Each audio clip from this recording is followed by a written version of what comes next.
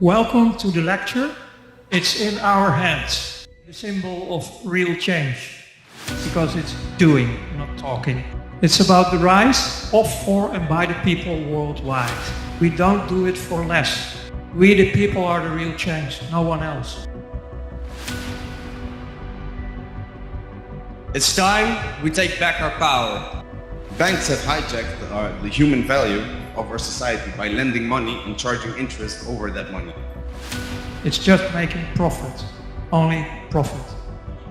It's sucking your energy.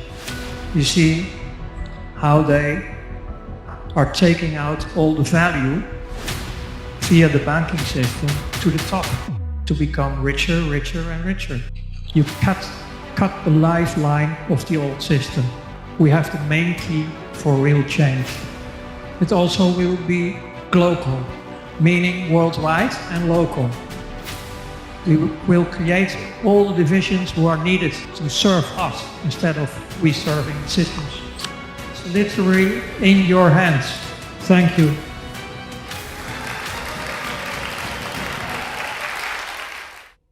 I would like to invite the whole world to join, to create in a few years, and it's doable, a new world we own.